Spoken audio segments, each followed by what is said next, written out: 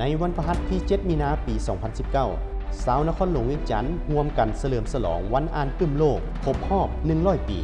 และเปิดงานบุญมโหฬารส่งเสริมการอ่านนครหลวงเวียงจันทน์ครั้งที่ 1 ประจำปี 2019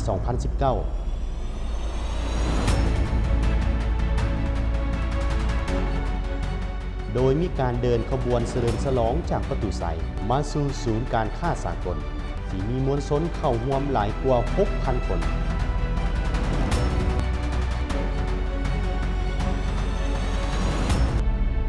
พิธีเปิดงานบุญมโหฬารส่งเสริมการอ่านนครหลวงเวียงจันทน์ครั้งที่ 1โดยการเป็นประธานของท่านศรีหุนสิทธิลือไสรองเจ้าของนครหลวงเวียงจันทน์และเข้าร่วมมีท่านโบราณศิริปัญญารองรัฐมนตรีกระทรวงศึกษาธิการและกีฬาพร้อมด้วยแขกทางภายในและต่างประเทศเข้าร่วมในงานทานนางดารากัลยาได้ขึ้นรายงานการเฮ็ดบุญปึ้มที่ผ่านมาและท่านมานะแจ้งมุกก็ได้ขึ้นกล่าวรายงานการกระเกียมพร้อมในการจัดงาน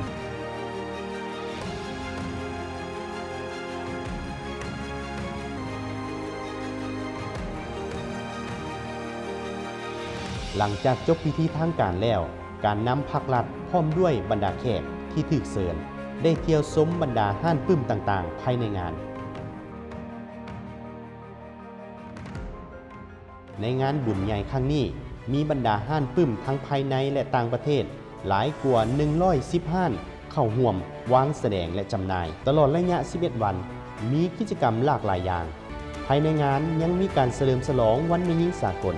โดยการเข้าร่วมของท่านนางนาลีศรีสุริตภรรยาของท่านนายกรัฐมนตรีสปป.ลาว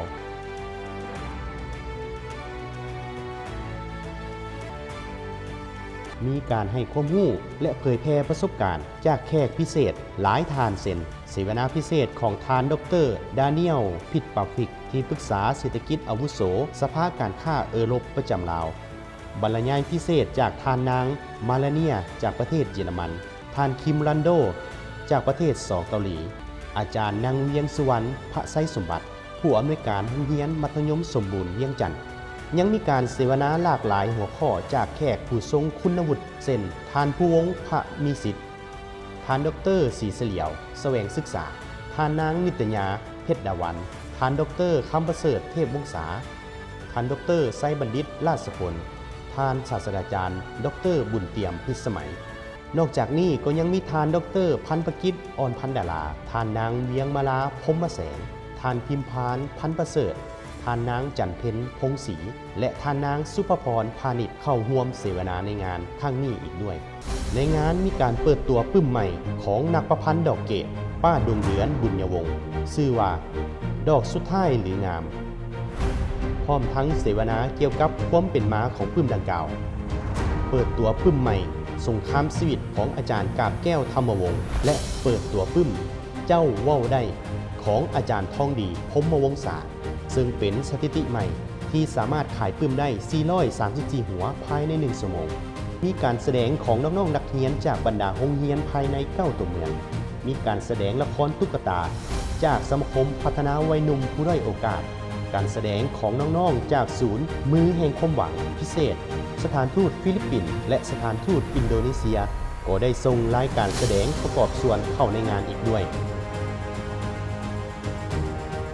กิจกรรมการศึกษาก็เป็นเป้าหมายหลักอีกอันหนึ่งของงาน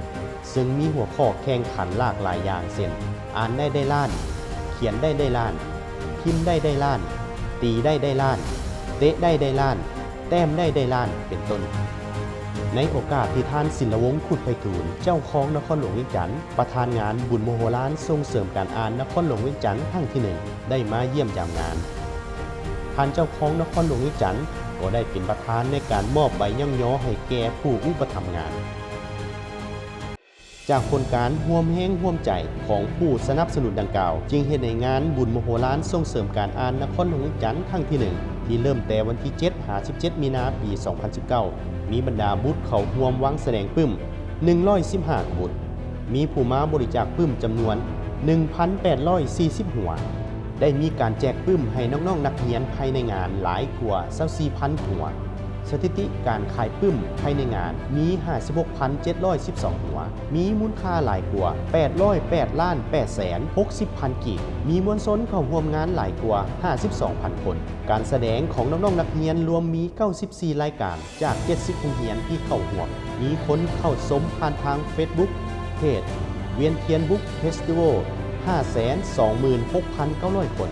คณะกรรมการผู้จัดงานขอขอบใจการนำขั้นสูงและการนำนครหลวงเวียงจันทร์พระประธานศิลวงศ์พุทธไพฑูรย์เจ้าของนครหลวงเวียงจันทร์ขอขอบใจผู้ชี้นำและอำนวยความสะดวกในงานท่านศรีหุนสิทธิลือใสพ้องเจ้าของนครหลวงเวียงจันทร์ท่านผู้วงคำสาวหัวหน้าห้องว่าการนครหลวงเวียงจันทร์ท่านเวียงสมัยพาเสลิมสุขห้องหัวหน้าห้องว่าการนครหลวงเวียงจันทร์ท่านพรจันทร์แพงภูวันห้องหัวหน้าแผนกแถลงข่าววัฒนธรรมและท่องเที่ยวนครหลวงเวียงจันทร์ท่านแก้ววิไลศักดิ์เศรษฐศักดาหัวหน้าหอสมุดนครหลวงเวียงจันทร์ท่านบุญทวีศิลาสวงศ์ห้องแผนกการต่างประเทศท่านพันประสงค์ไสยวงศาห้องเลขาคณะบริหารงานชาวหนุ่มนครหลวงเวียงจันทร์ท่านสมพรสอนดาราห้องแผนกศึกษาธิการและกีฬาท่านสมสุขพิมพ์จันทร์ประธานบริษัทลาวธานีท่านนางคำไผ่รัศมีประธานสาพันธ์แม่หญิงนครหลวงเวียงจันทร์ท่านเดชสงครามคำวงศ์หัวหน้าแผนกโยธาธิการและขนส่งนครหลวงเวียงจันทร์ท่านอุ่นเนื้อศรีลาวงศ์ห้องหัวหน้าแผนกโยธาธิการและขนส่งนครหลวงเวียงจันทร์